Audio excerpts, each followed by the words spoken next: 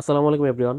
BPL এর দেশীয় যেই ক্রিকেটারদের তালিকা রয়েছে নিলামের, সেই তালিকা থেকে এ এবং বি ক্যাটাগরি ক্রিকেটারদেরকে নিয়ে আমি একটা ভিডিও করেছি গতকাল। সি এবং ডি ক্যাটাগরি নিয়ে আজকের এই ভিডিওতে কথা বলবো।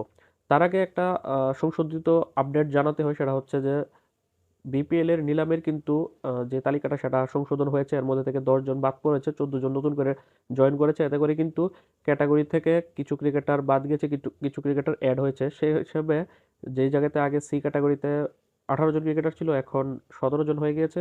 আর ডি ক্যাটাগরিতে 19 জন ক্রিকেটার ছিল, এখন 26 জন ক্রিকেটার হয়ে গেছে।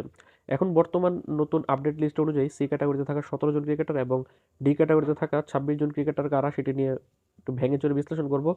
তার আগে একটা নিয়ম বিসিবি বা বিপিএল গভর্নিং কাউন্সিল করে দিয়েছে, সেটা হচ্ছে প্রত্যেকটি দলকে সি ক্যাটাগরি থেকে কমপক্ষে 3 জন ক্রিকেটার দলে ভেড়াতে হবে। সেই হিসাবে 6টা দলকে কিন্তু 3 6 18 জন ক্রিকেটার দলে ভেড়াতে হবে। কিন্তু সি ক্যাটাগরিতে ক্রিকেটারের সংখ্যাই মাত্র 17।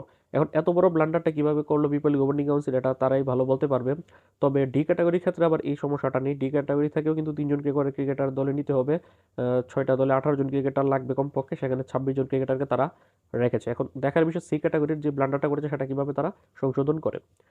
সেই ক্যাটাগরিতে যে 17 জন ক্রিকেটার নাম রয়েছে, সেই 17 জন ক্রিকেটারের মধ্যে 5 জন ওপেনার ব্যাটসম্যান, 5 জন মিডল অর্ডার এবং লোয়ার মিডল অর্ডার ব্যাটসম্যান, 3 জন স্পিনার এবং 4 জন পেসারকে রেখেছে নির্বাচক মণ্ডলীরা। এর মধ্যে 5 জন ওপেনার ব্যাটসম্যানের মধ্যে রয়েছে ডানহাতি ওপেনার ব্যাটসম্যান রনি তালুকদার, বাঁহাতি ওপেনার ব্যাটসম্যান জাকির হাসান, ডানহাতি ওপেনার ব্যাটসম্যান মাহমুদুল হাসান জয়, বাঁহাতি ওপেনার ব্যাটসম্যান সাদমান ইসলাম এবং ডানহাতি ওপেনার ব্যাটসম্যান মাহফিজুল ইসলাম রবিন। 5 জন মিডল অর্ডার এবং লোয়ার মিডল অর্ডার ব্যাটসম্যান রয়েছে, তারা হচ্ছে বাঁহাতি ব্যাটসম্যান আফিফ হোসেন এবং মমিনুল হক, ডানহাতি উইকেটকিপার ব্যাটসম্যান মোহাম্মদ মিথুন এবং আকবর আলী এবং ডানহাতি ব্যাটসম্যান সাব্বির রহমান রহমান। 3 জন স্পিনারকে এখানে তারা রেখেছে, তার মধ্যে থেকে বাঁহাতি স্পিনার রাকিবুল হাসান এবং বাঁহাতি স্পিনার তাইজুল ইসলাম এখানে আছে। পাশাপাশি নতুন করে এই তালিকাতে যুক্ত হয়েছে ডানহাতি মিস্ট্রি স্পিনার আলিসাল ইসলাম। 4 জন পেসারকে তারা এখানে রেখেছে। এর মধ্যে রয়েছে বাঁহাতি পেসার আবু হায়দার রনি এবং 3টা ডানহাতি পেসার হচ্ছে এবাদত হোসেন, নাহিদ রানা এবং রিপন মণ্ডল। এই হচ্ছে 17 জনের সি ক্যাটাগরি তালিকা। এর মধ্যে থেকে সবাই দল পাবে, কারণ কমপক্ষে তো বলা হয়েছিল যে 3 জন করে হলে 6টা দলে 18 জন ক্রিকেটার নিতে হবে। সেই হিসাবে একটা ক্রিকেটার উল্টা এখানে কম। 17 জন ক্রিকেটার তো দল পাবেই। নিয়মে এরকম দেখা যেতে পারে যে 3টা করে প্লেয়ারকে 5টা দল নিল, একটা দল 2টার বেশি প্লেয়ার তো আর পাবে না। অন্যদিকে যদি আমরা এখন চলে যাই ডি ক্যাটাগরিতে, ডি ক্যাটাগরিতে মোট 26 জন ক্রিকেটারের নাম রয়েছে। এর মধ্যে থেকে 6 জন ব্যাটসম্যান, 6 জন অলরাউন্ডার, 7 জন স্পিনার এবং 7 জন পেসারকে রাখা হয়েছে। 6 জন ব্যাটসম্যানের মধ্যে 3 জন ওপেনার ব্যাটসম্যান আছে, তারা হচ্ছে হাবিবুর রহমান সোহান, জিশান আলম এবং অমিত হাসান। 3 জন মিডল অর্ডার ব্যাটসম্যান হচ্ছে আরিফুল ইসলাম, সাদাত হোসেন দীপু এবং উইকেটকিপার ব্যাটসম্যান ইরফান শুক্কুর। 6 জন অলরাউন্ডারের মধ্যে 4 জন হচ্ছে স্পিন অলরাউন্ডার, তারা হচ্ছে ডানহাতি spin bowling allrounder Nasir Hossain, বাঁহাতি spin bowling allrounder Fazle Rabbi, বাঁহাতি স্পিন বোলিং অলরাউন্ডার যদিও বাঁহাতি ব্যাটসম্যান এবং ডানহাতি অফ স্পিন করে এস এম মেহরাব হোসেন এবং বাঁহাতি spin bowling allrounder Mahfuzur Rahman রাব্বি।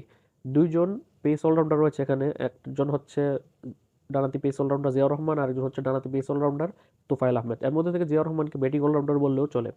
7 জন স্পিনারকে এখানে রাখা হয়েছে। এর মধ্যে 3 জন হচ্ছে অফ স্পিনার, তারা হচ্ছে অফ স্পিনার নাহিদুল ইসলাম, নাইম হাসান এবং শেখ পারভেজ জীবন। 4 জন লেফট হ্যান্ড স্পিনার এখানে রাখা হয়েছে, তারা হচ্ছে নাজমুল ইসলাম অপু, আরাফাত সানি, আবু হাশিম এবং হাসান মুরাদ।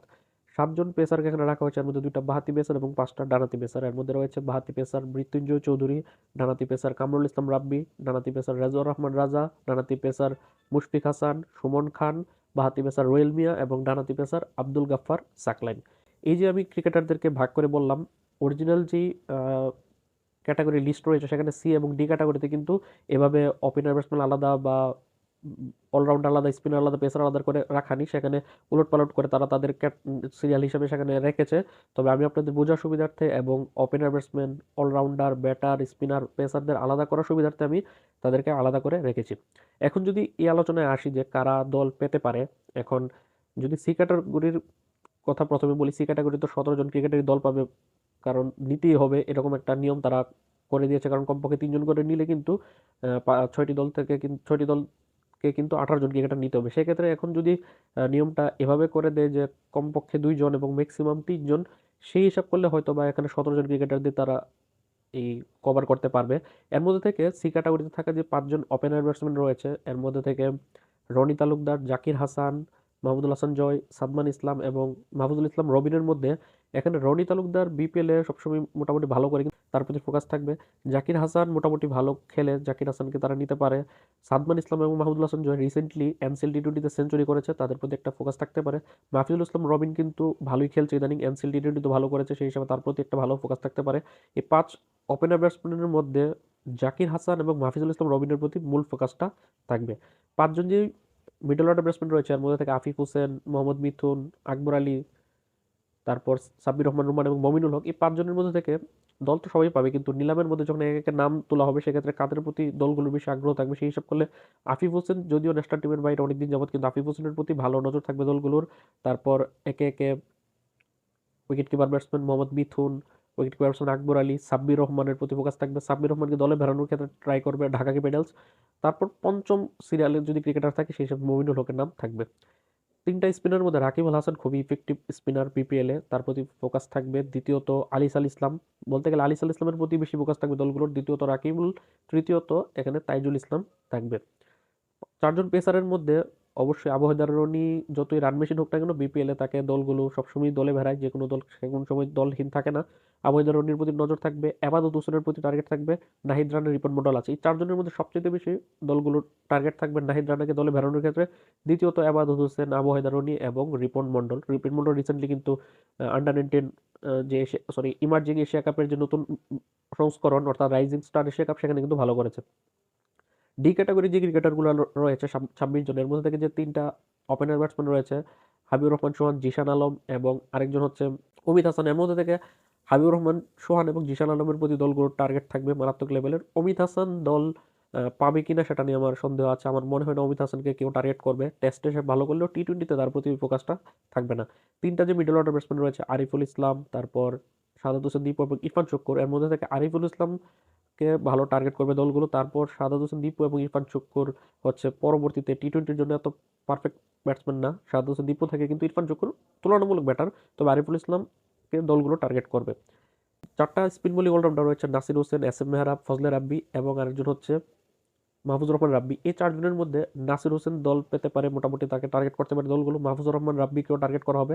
তারপর আসবে এস এম মেহরাব, রিসেন্টলি ভালো বোলিং করছে। অন্যদিকে চতুর্থ অপশন হিসেবে থাকবে দলগুলোর ফজলে মোহাম্মদ রাব্বি। যেই 2টা পেস অলরাউন্ডার আছে এর মধ্যে থেকে তুফাইল আহমেদের প্রতি দলগুলো টার্গেট থাকবে। তারপর সেকেন্ড অপশন থাকবে জিয়াউর রহমান।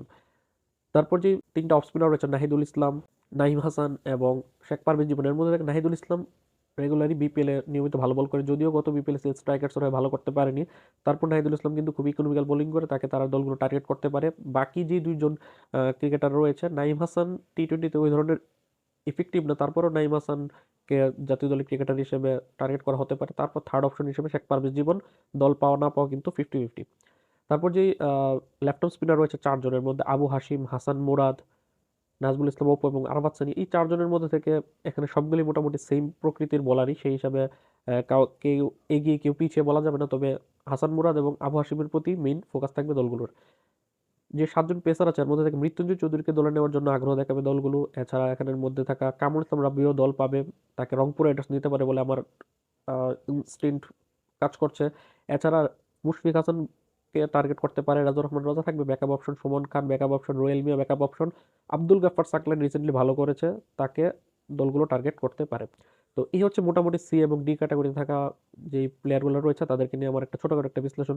এই যে সি এবং ডি ক্যাটাগরিতে থাকা যে ক্রিকেটারগুলো রয়েছে এদের মধ্যে থেকে আহ, প্রায় সবাই মোটামুটি দল পাবে। সি ক্যাটাগরিতে থাকা 17 জন ক্রিকেটারই দল পাবে বলে মনে হচ্ছে। ডি ক্যাটাগরিতে থাকা প্রায় কমপক্ষে 18 জন ক্রিকেটার তো দল পাবে, আর বেশিও হতে পারে। তো চাইলে এই আলোচনাটা পরিসংখ্যান দিয়ে করতে পারতাম, কিন্তু পরিসংখ্যান দিলে যেহেতু এখানে প্রায় সি এবং ডি ক্যাটাগরিতে 43 জন ক্রিকেটার রয়েছে এবং 43 জন ক্রিকেটারের পরিসংখ্যান এখানে আনলে ভিডিওটা অনেক বেশি লম্বা হয়ে যেত, যার কারণে এখানে পরিসংখ্যানটা আনিনি ইচ্ছে করি। তারপরে মোটামুটি সবগুলো প্লেয়ারকে নিয়ে কিন্তু একটা হালকা ধারণা আপনাদেরকে দিয়েছি। এখন আপনাদের মতে সি এবং ডি ক্যাটাগরিতে কোন ক্রিকেটারগুলোর দাম সবচেয়ে বেশি উঠবে বলে আপনারা মনে করছেন সেটা অবশ্যই জানাবেন। পাশাপাশি আপনার কাছে কি মনে হয়, আপনার একটা ধারণা দিন যে সি এবং ডি ক্যাটাগরিতে কোন 3জন ক্রিকেটার সর্বোচ্চ পারিশ্রমিক পাবে, সেটা অবশ্যই কমেন্টে জানাবেন। তো সি এবং ডি ক্যাটাগরির 43 জন ক্রিকেটারের ছোটখাটো একটা হালকা বিশ্লেষণ আপনাদের সামনে তুলে ধরলাম। নেক্সট ভিডিওতে সম্ভব হলে ই এবং এফ ক্যাটাগরিতে থাকা ক্রিকেটারদেরকে নিয়ে কথা বলা হবে, যদিও খুবই নিলামের আগে খুবই সময় স্বল্পতা, তারপরে চেষ্টা করব। আল্লাহ হাফেজ।